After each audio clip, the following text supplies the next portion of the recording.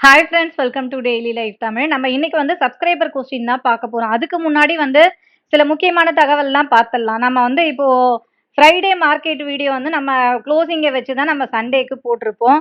But வந்து நெறைய பேர் வந்து அந்த பாம் போட்ட இஷ்யூஸ் பத்திலாம் வந்து கேட்குறீங்க. ஸோ அதனால மார்க்கெட் எஃபெக்டிவ் வந்து நமக்கு மண்டே தான் தெரியும். பட் நாம வந்து என்னன்னா சண்டே வந்து போன வாரம் ஃபுல்லா என்ன நடந்திருக்கோ அத தான் நம்ம வந்து பேசியிருக்கோம். சரி, ஓகே. இப்போ அமெரிக்கா வந்து இப்போ போர்லாம் பண்ணிட்டு இருக்காங்க இல்லையா? ஸோ அதனால ஏதாவது இம்பாக்ட் இருக்கான்னு பேசிட்டு, அப்படியே கொஸ்டின்ஸ்குள்ள போயிடலாம். அருள்ராஜன் சார் இருக்காங்க. வணக்கம் சார். வணக்கம். சரி, இப்ப வந்து என்னன்னா, இப்போ மார்க்கெட்ல இருக்க சிச்சுவேஷன்ஸ் நம்மளுக்கு கம்மியா தான் இறங்கியிருக்கு. ஆனா ஆ, வந்து இப்போ இந்த இது பார்த்தீங்கன்னா, இப்ப அமெரிக்காவோட அந்த ஒரு பதட்டமான சூழ்நிலை இருக்கு. இவங்க வந்து ஈரான் மேல தாக்குதல் நடத்துறது அப்படின்ட்டு போயிட்டு இருக்கு. ஸோ இதோட இம்பாக்ட் ஏதாவது இப்ப இந்தியன் பங்குச்சந்தையில பாதிக்குமா சார்? கண்டிப்பா பாதிப்பை ஏற்படுத்தும். ஏன்னா இதுவரைக்கும் வந்து இஸ்ரேல் ஈரான் வார் அப்படின்றது போய் இஸ்ரேல் சார்பா அமெரிக்காவும் இந்த வார்ல இப்ப ஜாயின் பண்ணிருக்குதுன்றது குறிப்பிடத்தக்கது. அதனால இந்த வார் அப்படின்றது அடுத்த கட்ட நகரம் நோக்கி போகுது. கொஞ்சம் ஒரு சீரியஸ்னஸ் அதிகம். ஏன் அப்படின்னு சொல்லும்போது இப்போ ஈரான் வந்து அடுத்த கட்டமா அவங்க எடுக்கக்கூடிய ஆக்ஷன்ஸ் அப்படின்றது உலக பொருளாதாரத்தை பாதிக்குமா அப்படின்றதான் இப்ப பார்க்க வேண்டியிருக்கு. குறிப்பா அவங்க வந்து இந்த ஹார்ன்மோர்ஸ் அப்படின்னு சொல்லக்கூடிய ஒரு வழித்தடம், ஸ்ட்ரைட் ஆஃப் ஹார்ன்மோர்ஸ் சொல்லுவாங்க. கடல் வழியாக இந்த கல்ஃப் நேஷன்ஸ் உற்பத்தி பண்ணக்கூடிய கச்சா எண்ணெய் மற்றும் அந்த எரிவாயுகள் இதெல்லாம் வந்து அந்த வெளியில போறதுக்கான ஒரு நேரோ பேசேஜ் மாதிரி ஒன்று இருக்கு. அந்த இடத்துல ஈரான் வந்து அவங்க கட்டுப்பாட்டுக்குள்ள அதை கொண்டு வந்து அது வழியா போறதெல்லாம் நாங்க தடுப்போம், பாம்பு போடுவோம் அப்படின்லாம் அவங்க சொன்னாங்க அப்படின்னு சொன்னா. ஏன்னா அதை பண்ணலாமா அப்படின்றத நாங்க யோசிச்சுட்டு இருக்கிறோம் அப்படின்னு சொல்லிட்டு அவங்களுடைய நாடாளுமன்றத்துல ஒரு தீர்மானம் கொண்டு வந்து அதை நிறைவேற்றி இருக்கிறாங்க. ஒருவேளை அவங்க அதை செயல்படுத்தினால் என்ன ஆகும் அப்படின்னு சொல்லும் போது வளைகுடா நாடுகளில் குறிப்பா கத்தார், யுஏஇ இவங்கெல்லாம் உற்பத்தி பண்ணக்கூடிய அந்த கச்சா எண்ணெய் குறிப்பா கிட்டத்தட்ட 20-21% என்ற அளவுக்கு உலக உற்பத்தியில் 20-21% என்ற கச்சா எண்ணெய் அந்த வழியா தான் வெளியில வரணும். அதே மாதிரி 27% என்ற அளவுக்கு இந்த எல்என்ஜி என்று சொல்லக்கூடிய எரிவாயுவும் அந்த வழியா தான் வரணும். அதாவது உலக உற்பத்தியில் 27% அப்படின்னு சொல்லும் போது அந்த அளவுக்கு ஏதாவது ஒரு அந்த இடத்துல தடைப்பட்டால் அப்படின்னா கச்சா எண்ணெயின் விலையும் இயற்கை எரிவாயு விலையும் மிகப்பெரிய அளவில் உயரும். இப்ப ஏறக்குறைய ஏற்கனவே வந்து போன வாரம் எல்லாம் பாத்தீங்க அப்படின்னா போன வாரத்துக்கு முந்தின வாரம்லாம் $64 ஒரு பேரல், $65 ஒரு பேரல்லாம் இருந்தது. அது கடன் இப்ப ஏற்கனவே $78 ஒரு பேரலுக்கு வந்தாச்சு. நான் பிரெண்ட் குரூட் பத்தி சொல்லிட்டு இருக்கேன். ஒருவேளை இந்த சண்டை வந்து அடுத்த கட்டமா நகர்ந்து இதே மாதிரி பொருளாதார ரீதியாக தடைகளை ஈரான் ஏற்படுத்தினால் கச்சா எண்ணெய் விலை மீண்டும் பெரிய அளவில் உயர ஆரம்பிக்கும். இந்தியாவை பொறுத்த வரைக்கும் பெரும்பாலும் கச்சா எண்ணெய் நம்ம வந்து இறக்குமதி தான் பண்றோம். குறிப்பா இந்த ஹார்ன்மோர்ஸ் அப்படின்னு சொல்லக்கூடிய இந்த வழித்தடத்தின் வழியாக வரக்கூடிய கச்சா எண்ணெய் அப்படின்னு பார்க்கும்போது கிட்டத்தட்ட 38% கச்சா எண்ணெய் நம்ம வாங்குறதுல 38% அந்த வழியா தான் வருது. எரிபொருள் அப்படின்னு பார்க்கும்போது இயற்கை எரிவாயு 52% என்பது அந்த வழியா தான் வருது. ஸோ அந்த வழி தடைப்பட்டால் அப்படின்னு சொல்லும்போது நமக்கு வந்து அது வாங்க உலக சந்தையில வாங்கணும், அப்ப அதிக விலைக்கு வாங்கணும். இப்போ $78 இருக்கிற இந்த கச்சா எண்ணெய் அடுத்து 85, 86, 87 இப்படின்னு தொடர்ந்து ஏற ஆரம்பிக்கும். அப்படி ஏறுனா $88 வரைக்கும் கூட இந்தியா தாக்கு பிடிக்கும். அதுக்கப்புறம் என்ன பண்ணுவாங்க, பெட்ரோல் டீசல் விலை உயர்த்துவார்கள். அதனால இன்ஃபிளேஷன் கூடும். ஸோ அப்போ இன்ஃபிளேஷன் கூடுறதுனால விலைவாசி எல்லாம் கூடி எல்லாருக்குமே ஒரு பிரச்சனையை உண்டாக்கும் அப்படின்றதான் இப்ப நம்ம கவலைப்படக்கூடிய ஒரு விஷயமா நம்ம பார்க்கிறோம். அதனுடைய அடிப்படையில் தான் பங்கு சந்தையிலும் தாக்கம் வரும். ஏற்கனவே இந்த ட்ரம்ப்போட ஆக்ஷனால அவங்களுடைய B2 பாம்பர்ஸ் அந்த மாதிரி பங்கர் பாம்பர்ஸ் வச்சு ஈரான் மேல 3 இடத்துல அவங்க கொண்டு போட்டது அப்படின்றது சந்தையில இப்ப நெகட்டிவா ஆயிட்டு இப்ப திங்கட்கிழமை அன்னைக்கு ஒரு கேப் டவுன்ல மார்க்கெட் ஓப்பன் ஆயிருக்கிறத நம்ம பாக்குறோம். வரக்கூடிய நாள்ல இந்த பிரச்சனை எப்படி நடக்கும், கட்டுக்குள் இருக்குமா? ஏன்னா இன்னைக்கு ரஷ்யா அதிபரை வந்து பாக்குறதுக்காக ஈரானுடைய ஃபாரின் மினிஸ்டர் போயிருக்காரு. அவர் உதவி கேட்டு போயிருக்கிறாரு. அப்போ அவங்க ரஷ்யா எந்த மாதிரியான ஆக்ஷன் எடுக்கும், அதே மாதிரி சைனாவும் இதுக்கு பின்னாடி வருவாங்க அப்படின்னு எதிர்பார்க்கப்படுகிறது. இப்போ ரஷ்யா, சைனா போன்ற நாடுகள் ஈரானுக்கு எந்த மாதிரியான ஒரு துணை நிற்பார்கள் அப்படின்றது தெரியாது. அதை பொறுத்து இந்த போர்ன்றது இன்னும் அடுத்த கட்டத்துக்கு, அதாவது பெரிய நாடுகள் இதுல இணைஞ்சி போராடுற அளவுக்கு வந்துச்சு அப்படின்னா கண்டிப்பா பங்கு சந்தைக்கு, உலக பங்கு சந்தைக்கு ஒரு பாதிப்பை ஏற்படுத்தும், இந்திய பங்கு சந்தைக்கும் ஒரு பாதிப்பை ஏற்படுத்தும். இப்போதைக்கு நிப்டியை பொறுத்த வரைக்கும் நம்ம ஏற்கனவே தொடர்ந்து சொல்லிக்கிட்டே வரோம். வெள்ளிக்கிழமையும் சொல்லியிருக்கோம், இப்பவும் சொல்றோம். அந்த 25,400 450 முக்கியமான 24,500 450 500ன்றது முக்கிய ஆதரவா இருக்கு. மேல அப்படின்னு பார்க்கும்போது 25,250ல இருந்து 400 இந்த எல்லைகள் தடையா இருக்கு. அதுல இன்னும் எந்த மாற்றமும் இல்லை. ஏன்னா இன்னைக்கு ஒரு கேப் டவுன் ஆனது உண்மை. 25,110 120 இந்த ரேஞ்சில இருந்து அங்கிருந்து கீழே 200 புள்ளிகள் இறங்கி கொஞ்சம் ரெக்கவர் ஆகி நிக்கிறத நம்ம பாக்குறோம். அதனால வரக்கூடிய நாட்களில் இந்த போர் எப்படி நடக்கும், சீரியஸ்னஸ் இன்னும் கூடினா நமக்கு சந்தையானது கீழ் நோக்கி திரும்புவதற்கும், கச்சா எண்ணெய் விலை கூடினால் சந்தை பாதிக்கப்படுவதற்கும் வாய்ப்பு உண்டு. Okay sir. ஸோ இப்போ நம்ம கொஸ்டினுக்குள்ள போகலாம் சார். பசுபதி கேட்டிருக்காங்க, will there any up trend in pharma sector அப்படின்னு கேட்டிருக்காரு. ஃபார்மா செக்டாரை பொறுத்த வரைக்கும் ஆக்சுவலா பொதுவாகவே அது ஒரு ஸ்ட்ராங்கான ஒரு செக்டாரா தான் நம்ம பார்க்குறோம். ஆனால் சமீப காலங்களில் அப்படின்னு பார்க்கும்போது ஃபார்மா செக்டார் அப்படின்றது வந்து இப்போ ஒரு இறக்கம் வந்த பிறகு இன்னும் பெருசா ரெக்கவரி ஆகலை அப்படின்றதான் நம்ம பார்க்குறோம். ஏன் அப்படின்னு சொல்லும்போது இப்போ நம்மளுடைய பெரும்பான்மையான நிறுவனங்கள் எல்லாமே இந்தியாவில் வியாபாரம் செய்வதை தாண்டி உலக நாடுகளில் வியாபாரம் பண்றாங்க, குறிப்பாக அமெரிக்காவிலையும் வியாபாரம் பண்றாங்க. ஸோ அந்த வகையில் இது வலிமையாக தான் இருந்துகிட்டு இருந்த ஒரு துறை.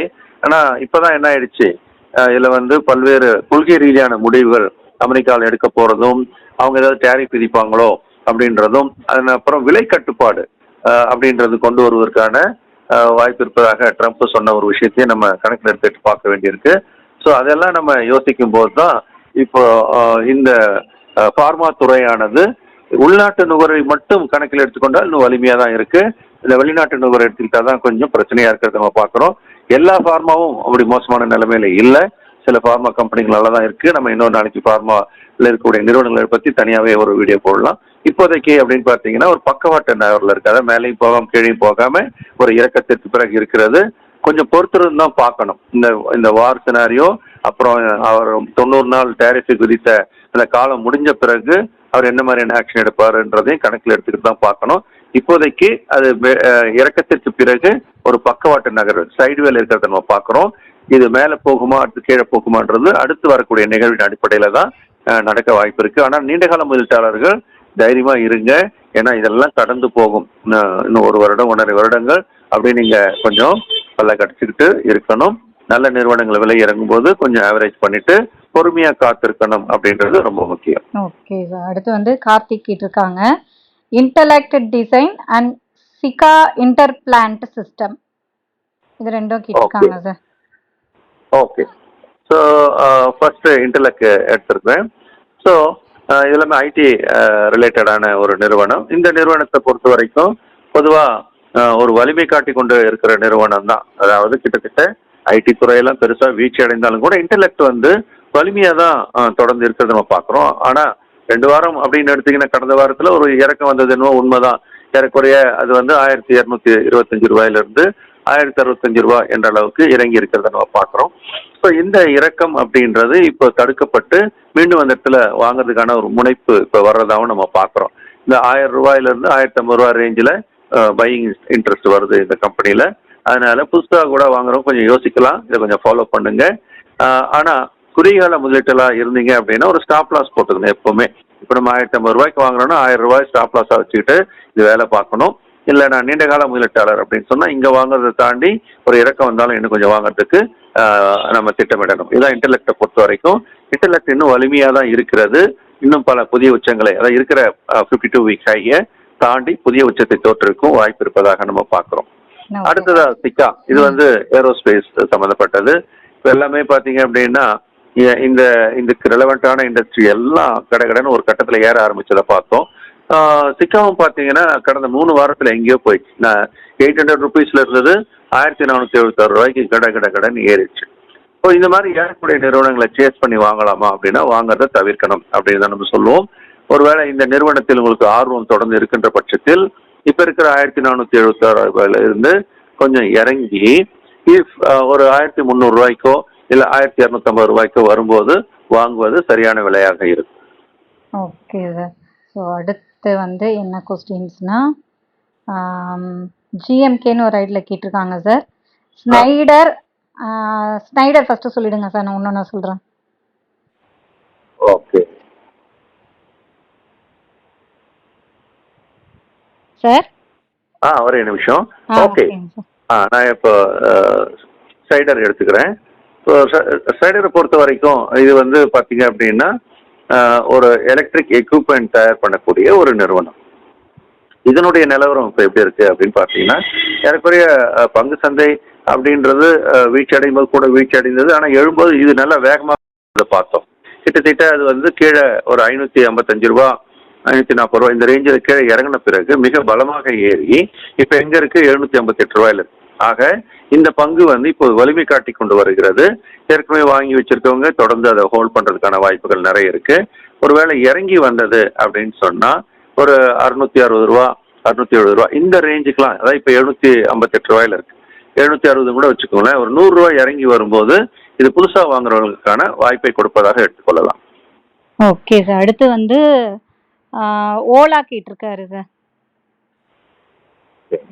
ஸோ ஓலா வந்து ஆரம்பத்தில் ஒரு ஜரூரா நமக்கு அதிக அளவு ஆர்வத்தை உண்டாக்கியது.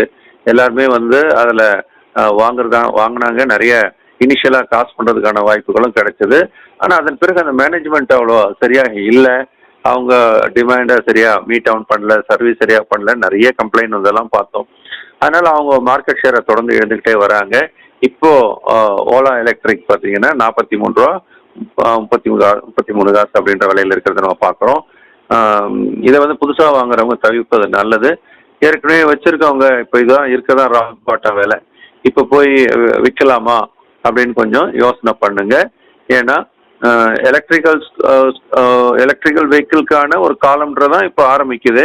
ஆனால் இதை அவங்க சரியாக பயன்படுத்தலை, நிர்வாகம் சரியாக இல்லை அப்படின்னால அது விழுந்தாச்சு. எப்பயுமே நிர்வாகம் சரியில்லைன்னா அந்த கம்பெனிலேருந்து வெளியில் வந்துடணும். ஆனால் லேட் இது, நம்ம இவ்வளோ லேட்டாக இப்போ போய் வெளியில் வர்றதுன்றது சரியில்லை. அதனால் கொஞ்சம் இன்னும் ஒரு குவார்ட்டர் பார்க்கலாம். இவங்க அதுலேருந்து ஏதாவது ரீஃப்ரெஷ் பண்ணுறாங்களா, இவங்களுடைய நியூ ஸ்ட்ராட்டஜி ஏதாவது பண்ணி மார்க்கெட்டில் அவங்க ஷேரை கொஞ்சம் காப்பாற்றி மேலே கொண்டு வராங்களான்னு பார்க்கலாம். அதனால் இப்போதைக்கு ஒரு குவார்ட்டர் மினிமம் பொறுத்து இருக்கணும், 2 குவார்ட்டர் பொறுத்து இருந்தால் நல்லது. Okay sir. அடுத்து வந்து ஜொமேட்டோ கேட்டிருக்காரு சார். ஓகே.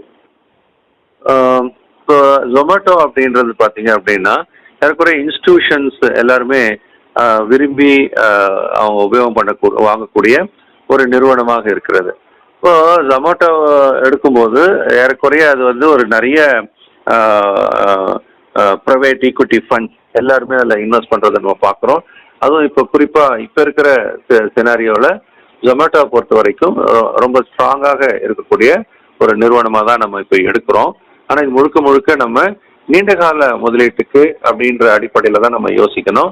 ஒரு நீண்டகால முதலீட்டில் நீங்கள் இருக்கிறீங்க அப்படின்னு சொன்னால் கண்டிப்பாக இதை தொடர்ந்து வச்சுக்கோங்க. 1 வருஷம் 1.5 வருஷம் 2 வருஷம்னு இதை வச்சுக்கணும். ஒருவேளை அது நீங்கள் நீண்டகால முதலீடுன்னு சொல்லிட்டு 3 to 5 years மாதிரி வைக்கிறதுக்கு திட்டமிட்டீங்கன்னா கூட இந்த பங்கானது ஒரு வெல்த் கிரியேட்டிங் பங்காக மாறுவதற்கான வாய்ப்பு இருப்பதாக கூட நம்ம பார்க்கணும். Okay sir. அடுத்து வந்து சந்தோஷ் கேட்டிருக்காரு ஸ்பைஸ் ஜெட் பற்றி சார். ஓகே. ஸோ ஸ்பைஸ் ஜெட் நிறுவனம் நிறைய ஸ்டோரிஸ் நீங்கள் கேள்விப்பட்டிருப்பீங்க. பல கைமாறிய நிறுவனங்களெல்லாம் கூட பார்த்துருப்பீங்க. ஆனாலும் இது அந்த அளவுக்கு வந்து வலிமை காட்டுவதற்கான வாய்ப்புகள் இல்லாமலே இருக்கு. எப்படி இந்த துறையில் இன்டர்குளோப் அப்படின்னு சொல்லக்கூடிய நமக்கு இண்டிகோ வலிமை காட்டி பெரிய அளவில் லாபத்தை காட்டி வந்திருக்கு. ஆனால் ஸ்பைஸ் ஜெட்டை பொறுத்த வரைக்கும் இன்னும் சிரம திசையில் தான் இருக்கிறத நம்ம பார்க்குறோம். இப்போ 40 ரூபாயில வியாபாரம் ஆயிட்டு இருக்கு. ஏறக்குறைய பார்த்தீங்க அப்படின்னா அது ஒரு ராக் பாட்டமான விலையாக கூட இப்போ நம்ம பார்க்க வேண்டியிருக்கு. ஸோ ஏற்கனவே வச்சிருக்கவங்க தொடர்ந்து இதை வந்து கொஞ்சம் பொறுமையாக இன்னும் அட்லீஸ்ட் இப்போ நம்ம சொல்கிற மாதிரி ஒரு 2 காலாண்டு முடிவுகளை நம்ம பார்க்கலாம். அதில் ஏதாவது டேர்னிங் அரவுண்ட் நடந்தால் இதை வச்சுக்கலாம். இல்லை அப்படின்னு சொன்னால் கொஞ்சம் இன்னும் பொறுமையை காப்பதாக இருந்தால் அதை வச்சுக்கலாம். மேலே வரும்போது 51 52 இந்த ரேஞ்சில் வந்தால் கொடுத்துட்டு வெளியில் வர்றது நல்லது. புதுசாக வாங்கணும்னு நினைக்கிறவங்க தவிர்ப்பது நல்லது. Okay sir. அடுத்து வந்து முகமது அலி கேட்டிருக்காரு Sobha. Okay. So real estate நிறுவனம் கன்ஸ்ட்ரக்ஷன் சைடில் இருக்கக்கூடியது. ஏறக்குறைய இது ஒரு வலிமையான ஒரு நிறுவனம் தான். நம்ம நேரம் கூட யாரோ தொடர்ந்து கேட்டுட்டு இருக்காங்கன்னு நினைக்கிறேன். நான் கூட இதை மார்க் பண்ணி வச்சிருக்கேன். 1350 ரூபாய் தாண்டும் போது ஒரு வலிமையான ஏற்றம் வரும் அப்படின்னு. 1350 தாண்டின பிறகு கடந்த 4 வாரங்களில் பார்த்தீங்கன்னா மிக வலிமையான ஒரு ஏற்றம். 1350 உடைச்ச பிறகு 1715 வரைக்கும் போயிட்டு மீண்டும் இப்போது இறங்கி வந்து கொண்டிருக்கிறது. ஸோ இந்த இறக்கம் அப்படின்றது இன்னும் கொஞ்சம் தொடர்ந்துவதற்கான வாய்ப்பு உண்டு. இது கொஞ்சம் இறங்கி வந்து 1400 ரூபா கிட்ட வந்தது அப்படின்னு சொன்னால் அப்போ பையிங் இன்ட்ரெஸ்ட் வரும். ஏற்கனவே வாங்கி வச்சிருக்கவங்க அதிக விலைக்கு வாங்குனீங்கன்னா இந்த 1400 ரேஞ்சுக்கு வரும்போது கொஞ்சம் ஆவரேஜ் பண்றது நல்லது. புதுசா வாங்கணும்னு நினைக்கிறவங்க கூட 1400 இந்த ரேஞ்ச் வரும்போது இதை வந்து அவங்க திட்டமிட்டு அவங்களுடைய போர்ட்ஃபோலியோக்கு இது ஒத்து வரும் அப்படின்னு சொன்னா கொஞ்சமா வாங்கி வைக்கலாம். Okay sir. அடுத்து வந்து last Amararaja battery sir. Okay. So Amar Raja பேட்டரியை பொறுத்த வரைக்கும் அது ஒரு ரோலர் கோஸ்டர் மாதிரி ஒரு கட்டத்தில் ஒரு வலிமையான ஒரு ஏற்றத்தை கொடுத்ததுன்றது உண்மைதான். அதனுடைய நல்ல நேரம் அப்படின்றது வந்து 2023 யா அந்த 2024 அந்த ரேஞ்சில இருந்து பார்க்குறோம். நம்ம மார்ச் மாசத்துல இருந்து ஒரு நல்ல ஏற்றம் ஒன்று நடக்க ஆரம்பிச்சது. ஸோ அப்போ அந்த 2024 மார்ச்சுக்கு அப்புறம் நல்ல ஏற்றம் ஆயிட்டு அந்த ஜூலை மாதம் வரைக்கும் நல்லாவே ஏறினது. அதனுடைய விலை பார்த்தீங்க அப்படின்னா 730 இருந்து கிட்டத்தட்ட 1700 வரைக்கும் கூட அது ஏறினது நம்ம பார்க்குறோம். ஆனால் அந்த அதுக்கப்புறம் அப்படின்னு எடுத்தீங்கன்னா கரெக்டாக நம்ம ஜூன் டு ஜூன் பார்த்தீங்கன்னா ஒரு வருஷத்துக்கு முன்னாடி 1700 கிட்ட இருந்தது. இப்போ எங்கே வந்துச்சு 974 வியாபாரம் ஆயிட்டு இருக்கு. இப்போ இருக்கிறது வந்து கடந்த கிட்டத்தட்ட பார்த்தீங்கன்னா 5 மாதங்களாக பெரிய ஏற்றமும் இல்லாமல் இறக்கமும் இல்லாமல் ஒரு 900 ருபீஸ்ல இருந்து மேலே பார்க்கும்போது 1100 இந்த 200 ரேஞ்சுக்குள்ளவே மேலே கீழே போயிட்டு வரதை நம்ம பார்க்குறோம். நீண்ட கால அடிப்படையில் இந்த நிறுவனம் ஒரு பெரிய எதிர்பார்ப்பை உருவாக்கி இருக்கிறதா, குறிப்பா இவி சம்பந்தமான விஷயத்துல பேட்டரி இந்தியமாத இடத்துல இருக்கிறதுனால இவர்கள் பேட்டரி மார்க்கெட்ல திரும்பவும் ஒரு நல்ல ஷேரை பிடிப்பாங்கன்னு எதிர்பார்ப்பு இருக்கிறது. ஆனாலும் கூட இப்போதைக்கு பார்க்கும்போது அவ்வளோ சீக்கிரமா அது மேலே எழும்புற மாதிரி தெரியவில்லை. ஏற்கனவே வச்சிருக்கவங்க பொறுமை காத்து இன்னும் கொஞ்சம் வைக்கலாம், ஏன்னா இதுக்கு ஒரு நேரம் வரும் திரும்புறதுக்கு. பட் புதுசாக வாங்குறவங்க கொஞ்சம் இப்போதைக்கு தள்ளி நில்லுங்க. ஒரு வேளை அது 1100 தாண்டி ஒரு வலிமை பெறும்போது அப்போ நம்ம அது கூட சேர்ந்து பயணிக்கலாம். Okay sir. கொஸ்டின்ஸ் எல்லாம் முடிஞ்சிருச்சு சார். சார் நம்மளோட கிளாஸ் வந்து இப்போ அடுத்து என்னென்ன ஸ்டார்ட் ஆக போகுது அப்படின்னு சொல்லிடுங்க சார். அடுத்த வாரம் எஸ்எஃப்எல் அப்படின்னு சொல்லக்கூடிய stock market for living mentorship program இருக்கு. ஸோ இந்த ப்ரோக்ராம் அப்படின்றது ஒரு லைஃப் டைம் ஸ்கில். இன்ஸ்டிடியூஷன்ஸ்லாம் எப்படி பிஹேவ் பண்றாங்க, எப்போ வாங்குறாங்க விற்கிறாங்க அப்படின்றது ஒரு இன்வெஸ்டர் பாயிண்ட் ஆஃப் வியூலையும் ஒரு ஸ்விங் ட்ரேடர் பாயிண்ட் ஆஃப் வியூலையும் ஒரு ட்ரேடர் பாயிண்ட் ஆஃப் வியூல இந்த 3 விதமான ஆக்டிவிட்டி பாயிண்ட் ஆஃப் வியூல இன்ஸ்டிடியூஷன்ஸோட அந்த பையிங் பிஹேவியர் நம்ம ஸ்டடி பண்றோம். அண்டர் மெத்தட் அப்படின்னு அதை நம்ம ஒரு பேர் வச்சு அந்த மெத்தட் மூலமா அவங்களுக்கு எப்போ வாங்கி விற்கலாம், துல்லியமாக வாங்குதல் துல்லியமாக விற்றல் அப்படின்றத கத்துக்கிறதுக்கானது லைவ் மார்க்கெட்லயே நம்ம படிக்க போறோம். அதனால காலையில 10 மணிலேருந்து 12 மணி வரைக்கும் லைவ் மார்க்கெட்ல மண்டே டு ஃப்ரைடே 4 வார காலம் அதுக்கான பயிற்சி வகுப்பு. இது வந்து அடுத்த வாரம் மண்டேல இருந்து ஆரம்பிக்க இருக்கு.